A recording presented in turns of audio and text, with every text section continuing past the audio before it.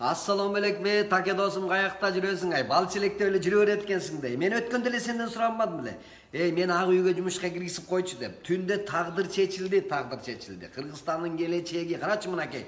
Бакш депутаттар өздөрү 30 болсо дагы түнкү саат 12-ге чейин иштешип, кетерде тарыхта калалы биздин келечегибиз үчүн, элибиздин, урпактарыбыз үчүн, өзүбүздүн балакара неберелерибиз үчүн бир жакшы закондорду чыгарып кетели деп уюктабай иштеп атышат да. Карачы ушуларды көрүп алып ушундай мен эме болдум да, кечинде разы болбодум ба. Карачы, жетишпей атса да 30 болсо да калгандарыбыз өздөрүнүн баягы шайлоочуларына жардам берип жүрүшөт да азыр коронавирустун учурундачы.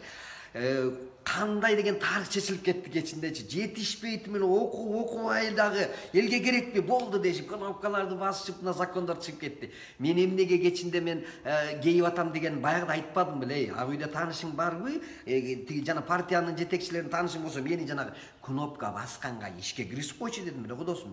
Мен азыр кнопка басып берип кечинде мен да тарыхта калмакмын да. Карачы мына өздөрү депутаттар, өздөрүнүн кызматтык үйлөрүн там менчиктештиргенге закон жазылган экен. Карачы мен ошо кнопкаларды басканда кийин ошо депутаттарга айтмакмын, мына мен силерге үй алып бердим деп. Карачы, ошондой эле сыяктуу кандай тагдырларды кечинде менин колум аркылуу кетме экен.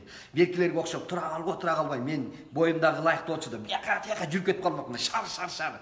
Ай досум, карачы, сен эме кылдың да, бекер кылдың да. Азыр кечинде мына азыр мына артисттерде же той жок, же концерт жок, мына иш жок болуп атат. Ошо кнопка баскандарда сонун иш экен да. Эмки шайлоого дагы болсо дагы аракет кылып көрүшүң керек. Бул кнопка баскан сонун иш турбайбы?